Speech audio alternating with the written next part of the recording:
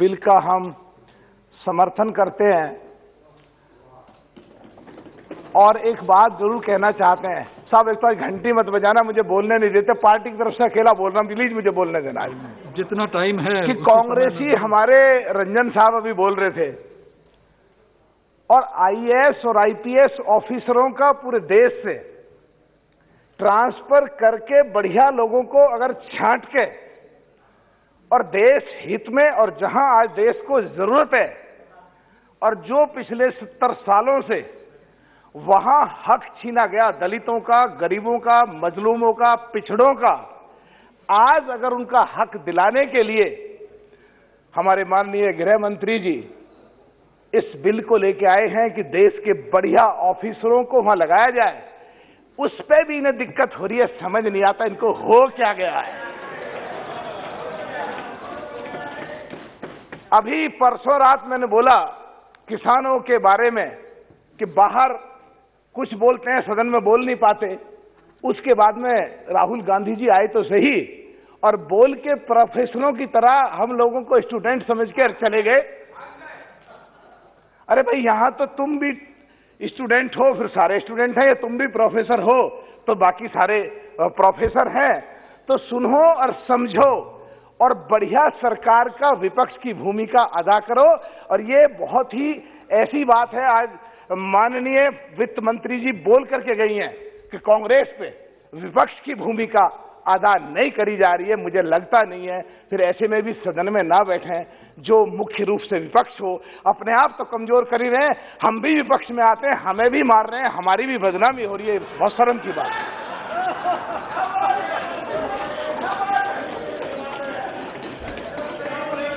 बिट्टू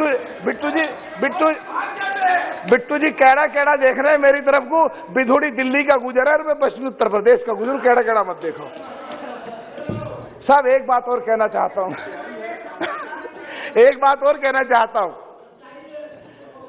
कि दलितों का हमारे लेह से सांसद हैं, पार्टी के कोई भी हो, जो सही बात लगती है हमारी नेता कुमारी मायावती जी और हम बढ़ के आगे तारीफ करते हैं, और अगर गलत बात लगती है तो मोदी जी भी सामने बैठे होते हैं, अमित शाह जी सामने बैठे हैं, हम अपना विरोध वहां भी दर्ज करते हैं, हम बिल्कुल परवाह नहीं करते हैं। तो उसी क्रम में लेह के हमारे सांसद बैठे हैं, इतना बढ़िया बोलते हैं, सुनने में लगता है कि देश हित में ये आदमी बोल रहा है, और इसको तो बिल्कुल इनाम देना चाहिए। गरीबों के हित में ये आदमी बोलता है, दलितों के हित में ये आदमी बोलता है, पिछड़ों के हित में आदमी बोलता है। और जो 377 के समय जब देश में तूफान आया था, अमित शाह जी ने जब गुजर बकरवाल के बारे में, गुजरों के बारे में, जम्मू कश्मीर के बारे में जब बोला था, उसकी अभी 3 दिन पहले मैं इनकी स्पीच सुन रहा था, गुजर बकरवाल के बारे में बोला, गुजर समुदाय के बारे में बोला, तो मुझे लगा कि गुजरों का भी और पिछड़ों का भी अब देश में और जम्मू कश्मीर में जो आजादी से 1947 से अब तक हक छीना जा रहा था, अब उनका हक मिलेगा, गुजरों को उनका हक मिलेगा। गुजर बकरवाल हमारे सतपाल जी सामने बैठे हैं, हमारे बिल्कुल साथी भी हैं, भाई भी हैं, बड़े हैं, कमिश्नर रहे बंबई पुलिस में। हमारी ये दोनों मेरठ में, हमारी लोकसभा भी मिलती है, इनकी लोकसभा भी मिलती है, इनकी विधानसभा एक मेरठ में है, मेरी भी एक विधानसभा मेरठ में है। भाई आपसे सारी बात करी आपने। हमें सतपाल जी जब गृह मंत्री जी गुजरों के बारे में बोल सकते हैं, कश्मीर के, हम जाटों के बारे में हमेशा, यादवों के पाल सैनिक कश्यप के बारे में बढ़ चढ़ के बोलते हैं। 29.4% गुजर बकरवाल हैं जम्मू कश्मीर में। एक शब्द कह देते पूरे देश में गुजर तो आपके साथ हो जाते। हमें भी बढ़िया लगता, हम जाटों की बात बोलते हैं तो हमारे लिए भी किसी ने कोई बात बोली है, बोलेंगे thank you very much, thank you very much बोलेंगे। तो हम जैसे बीजेपी के सांसद चाहे जैसे उनकी तारीफ कर रहे हैं खुल करके, ऐसे हम भी चाहते हैं कि सतपाल जी कुछ बोलते। सब वहां पे सब thank you very much. Satpal ji ने खड़े होकर के गुजरों का समर्थन करा, थैंक यू वेरी मच। सब एक बात हम कहना चाहते हैं, हम एक बात और कहना चाहते हैं कि कुमारी बहन मायावती जी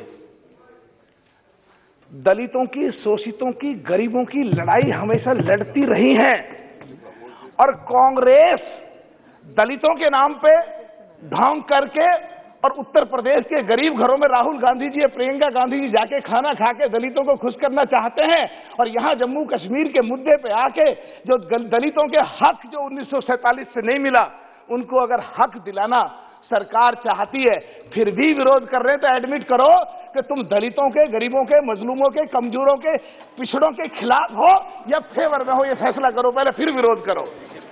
तुम्हारा किसी भी बिल पे जम्मू कश्मीर से संबंधित अगर तुम लोग खड़े होकर के यहाँ पे विरोध करते हो, ये कि विरोध करना ही है हम विपक्ष में, तो इसका मतलब सरकार का विरोध नहीं कर रहे तुम लोग विरोध कर रहे हो गरीबों का, तुम लोग विरोध कर रहे हो पिछड़ों का, तुम लोग विरोध कर रहे हो मजलूमों का, तुम लोग विरोध कर रहे हो अकलियत के उन लोगों का जिनको आजादी से अब तक हक नहीं मिला था, उनको हक नहीं मिला था। गिल साहब तुझी चुप ही रहो। हाँ, अब साहब एक बात और भी आती है, तो ये लोग फिर कुछ कहेंगे कि जैसे भी बिट्टू ने इशारा करा कि भाग लिया दिखा उधर को, भैया हम तो भाग नहीं रहे, पर तुम अपना सोचो तुम किधर को भागोगे। रही बात इसकी कि वहां सरकार से भी कहना चाहता हूं कि साहब ये रमा जी, मेरा पार्टी की तरफ से अकेला बोल रहा हूं, मुझे 1 मिनट ज्यादा कभी नहीं मिला, मेरा हमेशा घंटी बजता, 2 मिनट बोलने दो प्लीज। पार्टी की तरफ से कोई नहीं बोलेगा, मैं अकेला बोल रहा हूं आज। सब मैं एक चीज कहना चाहता हूं, देश की जितनी भी सीमा है